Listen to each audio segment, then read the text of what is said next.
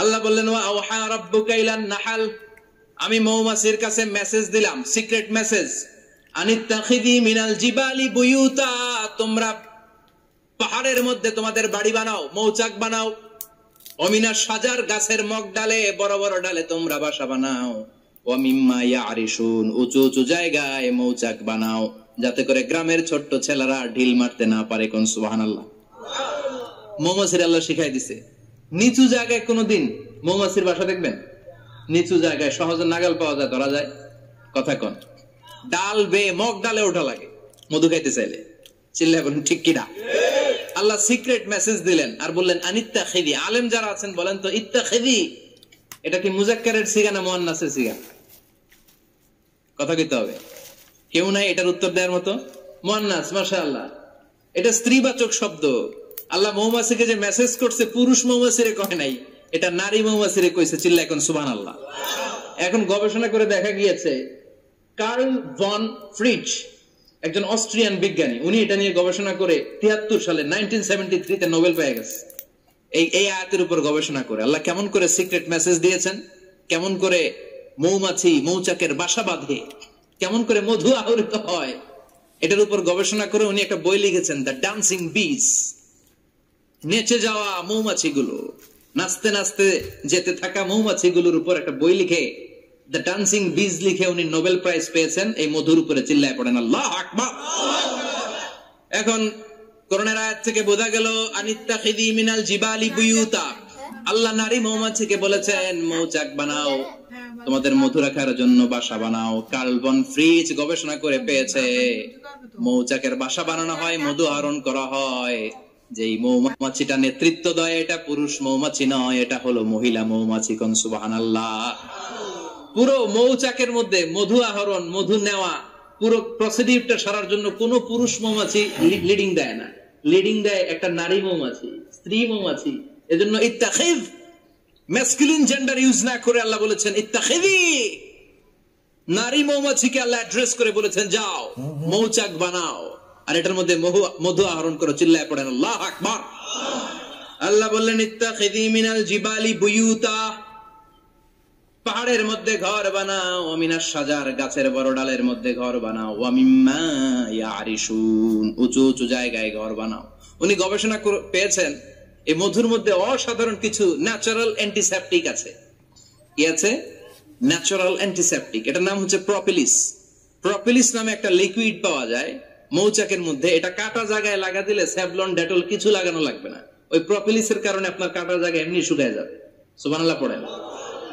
দ্বিতীয় বিশ্বযুদ্ধে রাশিয়ান যত সৈনিকরা যুদ্ধে আহত হতো, ওরা আলাদা করে অ্যান্টিসেপটিক খাইতো না, ওরা মধু আইনা লাগাই দিত আর সুস্থ হয়ে যেত। সুবহানাল্লাহ পড়েন। নিউজিল্যান্ডের কিছু বিজ্ঞানীরা আবিষ্কার করেছে মৌমাছির হুলের ভিতরে রেমিটিক ফিভারের অ্যান্টিবায়োটিক আছে। অনেকের বাত জ্বর হয়, বাতের ব্যথা থাকে না, থাকে, মুরব্বীদের বেশি হয়। ওই জায়গার মধ্যে যদি আপনি মৌমাছি এনে ঢুকাই দিতে পারেন, মৌমাছির হুল লাগাই দিতে পারেন, ভালো হয়ে যাবে। মৌমাছি যখন হুল ফুটে আরাম লাগে না অনেক? খাইছেন? কামড় খাইছেন? হ্যাঁ, মজা লাগে। তো নিউজিল্যান্ডের এই গবেষকরা এরা আবিষ্কার করেছে যে মৌমাছি যদি হুল ফুটিয়ে দেয়, ওইখানে বাতের ব্যথা থাকলে, বেদনা থাকলে এটা ভালো হয়ে যাবে। আমি নিজে দেখেছি, বিবিসি একটা ডকুমেন্টারি। ইজিপশিয়ান একজন ফিজিশিয়ান, চিকিৎসক, উনি ওনার বাতের ব্যথায় আক্রান্ত যত রোগীরা আছে ওদের গায়ের মধ্যে মৌমাছি এনে এনে নিজে নিজে হুল ফুটায়। রোগী চিৎকার মারে, ও মাগো, ও আল্লাহ গো, কিন্তু একদিন পরে ব্যথা নাই, আর কয় ভালো হয়ে গেছে। সুবহানাল্লাহ কইবেন না? তো এজন্য এই কার্ল ভন ফ্রিজ 1973 তে দ্য ডান্সিং বিজ লেখে গোটা বিশ্বকে তাক লাগিয়ে দিয়েছে। তার গবেষণার প্রতিটি পয়েন্ট কোরআনের আয়াতের সাথে মিলে যায়। চিৎকার করে পড়েন আল্লাহু আকবার। এই যে আমরা মধু খাই, এই মৌচাকের ভেতরে অন এন অ্যাভারেজ অ্যারাউন্ড 60,000 মৌমাছি থাকে। তিন ভাগে, একটা হচ্ছে কুইন বি, একটা মেল বি, আর একটা হচ্ছে ওয়ার্কার বি। একটা থাকে রানী মৌমাছি, এর নেতৃত্বে সবাই চলে। আর একটা থাকে মেল বি, পুরুষ মৌমাছি, বংশ বাড়ানোর জন্য এদের কাজে লাগে। আর সব হচ্ছে ওয়ার্কার বি, সবাই কাজ করে। আল্লাহ বললেন সুম্মা খুলি মিন কুল্লি সামারাত ফাসলুকি সুবুলা রাব্বিকি যুলুলা। আল্লাহ সিক্রেট মেসেজ দিয়ে বললেন গাছের উপরে বাসা বাঁধ, পাহাড়ের উপরে মৌচাকের বাসাবাদ, উঁচু উঁচু জায়গায় তোমরা তোমাদের বাসা বাঁধো। সুম্মা কুলি মিন কুল্লি সামারাত, এরপর এলাকার যত মিষ্টি মিষ্টি ফুল আছে, ফল আছে, ওখান থেকে রস নিয়ে আসো। সুবহানাল্লাহ। পুষ্পরস সংগ্রহ করে, মধুগুলো, এটার বলে sweet nectar. They collect the sweet nectar from the flowers. এবং মধুর মধ্যে এত চমৎকার জিনিস থাকার কারণ হচ্ছে মৌমাছিগুলো ওই এলাকার সব ধরনের ফুল, ভালো ভালো সুগন্ধযুক্ত ফুল ফল থেকে রস নিয়ে আসে। তো ওই গাছগুলোর মধ্যে বনাজি গাছ আছে না নাই? ঔষধি গাছ আছে না নাই? এজন্য মধুরে বলা হয় সব রোগের ঔষধ। যত বনাজি ঔষধি গাছের নির্যাস আর পুষ্প রস আছে, সব আল্লাহ মধুর ভিতরে ঢুকায়া মধুকে আল্লাহ ন্যাচারাল ভ্যাকসিন বানিয়ে দিয়েছেন। চিল্লায়ে পড়েন আল্লাহু আকবার। আল্লাহ বললেন সুম্মা কুলি মিন কুল্লি সামারাত, সব ফল আর ফুল থেকে নেকটার পুষ্পরস নিয়ে আসো।